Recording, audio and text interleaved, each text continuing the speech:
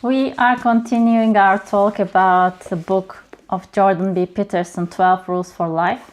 And this is the fourth rule, which is compare yourself with who you yesterday were.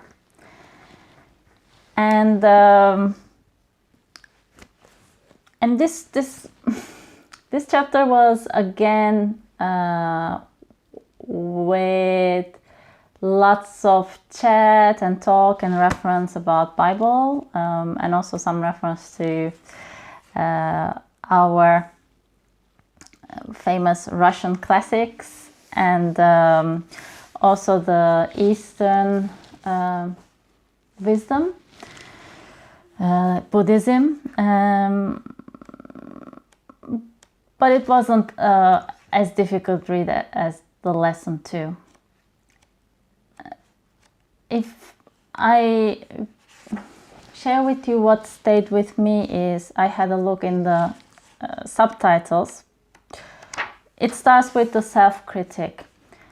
It talks about how there are two approaches to self-critic. Either just ignore it and have the all positive world, everything perfect, see a completely different picture than the reality. And the other edge of the sword is listen to the unendless critic of your inner voice and let it crush you.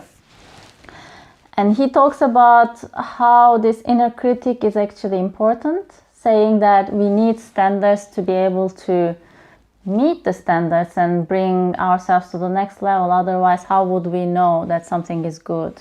It actually serves us to have our inner critic, especially when we were, as children, developing our own psyche and personality.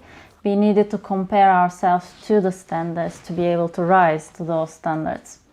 So he says it's natural, but it can also be counterproductive.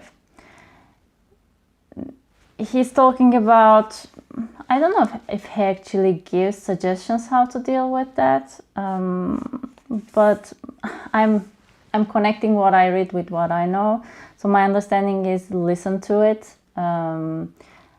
but don't just buy in all the negative message. Make an effort to choose your battles.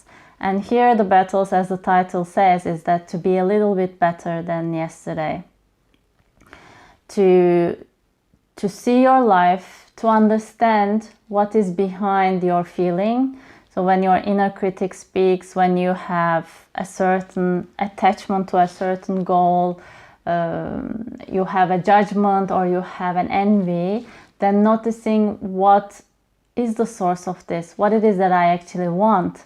What is important to me, and then open your vision, the way that you are seeing, in the way that, so make it bigger, first of all, not attach it to that specific thing that you want or that you are annoyed about or you're angry about. See what's inside of this, what is the source of it, what makes you feel this way, and then expand this structure a bit. If he's making an example of being a manager, being in the place of your manager, and then it will not be possible because your manager will not leave his job to you. Instead of giving up completely this goal, recognize that what is the wish under this anger, this aspiration. There's something that you want to become. You want to make your life better. You want to have a better status. Actually, can you expand this a bit? Can you think of what is good for me, for my family, for my surroundings, for the world, also for my manager? And he's talking about how we see things, see the world. We see the world based on our interests, based on our desires. And when we start with a little desire, then we see only that.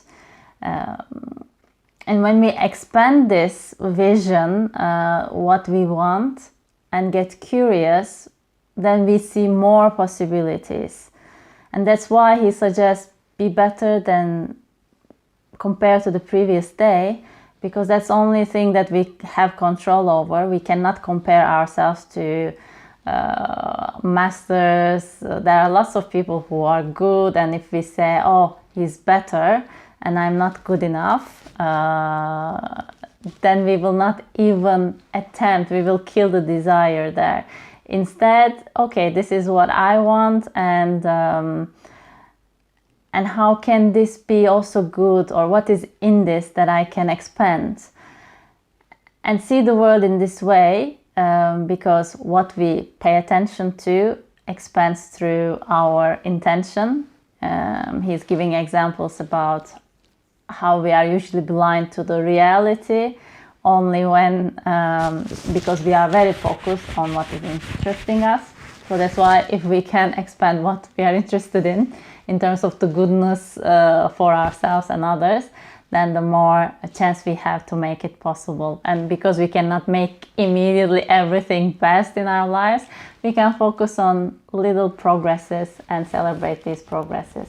And the way to start is, again, having order and structures, and having our own discipline of doing something, or winning over our own inner judgment and giving up attitudes, or this being the victim attitudes, and doing one step forward. So that is lesson 4 of the book. I always say rule 4 of the book, 12 Rules for Life. Tomorrow we continue with rule 5. Take care of yourself, set your beautiful intentions, and just be better.